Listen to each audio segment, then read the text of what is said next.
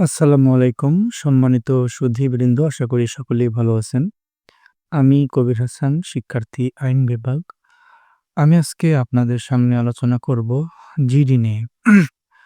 GD শব্দটা আমরা হরহামেশাই শুনে থাকি এবং জিডি বলতে আমরা সাধারণত বুঝি যে কোনো জিনিস হারিয়ে গেলে বা যদি কেউ আমাকে হুমকি দেয়, তাহলেই শুধু জিডি আমরা করে থাকি বা জিডি করা যায়।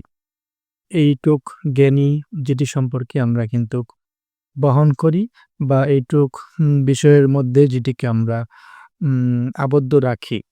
কিন্তু না, জিডির আম স্তরটা অনেক বিস্তর।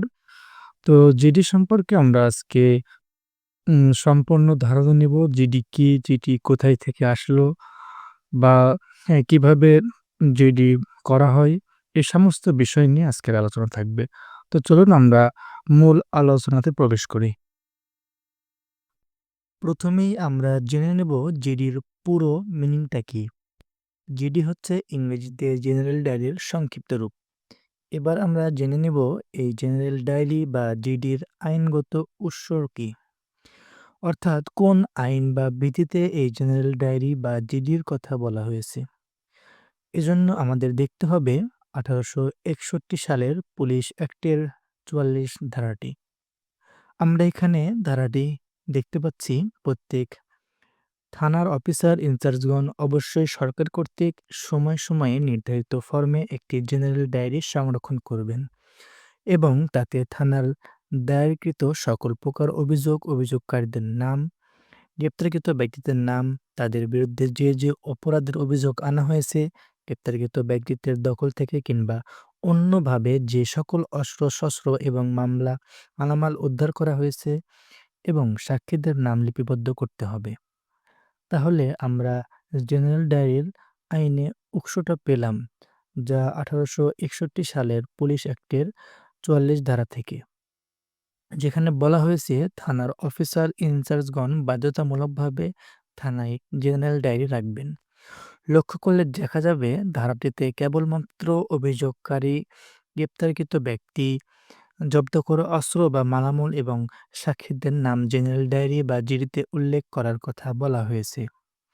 এই যে আমরা কোনো কিছু হারিয়ে গেলে বা কেউ কাউকে হুমকি দিলে জিডি করার কথা বলি, এটা তাহলে আসলে আসলো কোথা থেকে? এজন্য আমাদের দেখতে হবে আরেকটি বিধান, সেটি হলো ১৯৪৩ সালের পুলিশ রেগুলেশনস অফ বেঙ্গল। সংক্ষেপে এটিকে পিআরবি বলা হয়।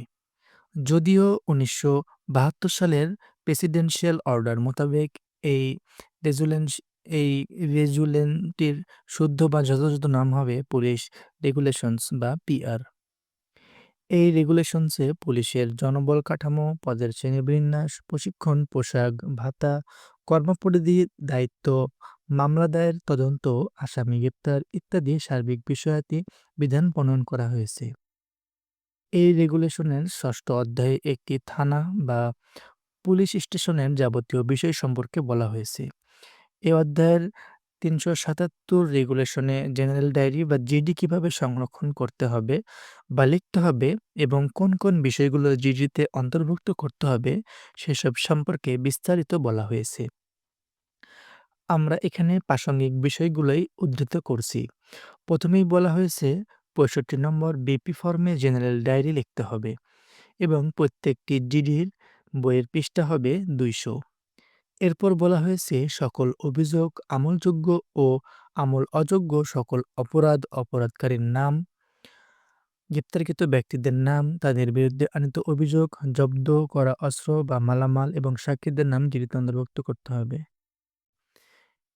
এই রেজুলেশনে আরো বলা হয়েছে পুলিশ কর্মকর্তার নিকট আসা প্রত্যেক ঘটনা গ্রেপ্তারকৃত ব্যক্তিদের আদালতে প্রেরণ, মামলার তদন্তে উম অগ্রগতি, থানা এলাকায় সংঘটিত কোনো দুর্ঘটনা, মহামারী, রোগের বিস্তার, থানা পুলিশের কর্মকর্তাদের দায়িত্ব বন্টন, সন্দেহভাজন অপরাধীদের উপস্থিতির বিষয়ে প্রাপ্ত গোয়েন্দা তথ্য, হুমকিমূলক তথ্য, থানা এলাকার মধ্য দিয়ে কোনো গুরুত্বপূর্ণ ব্যক্তির গমনাগমন ইত্যাদি সমস্ত বিষয় জিডিতে অন্তর্ভুক্ত করতে হবে।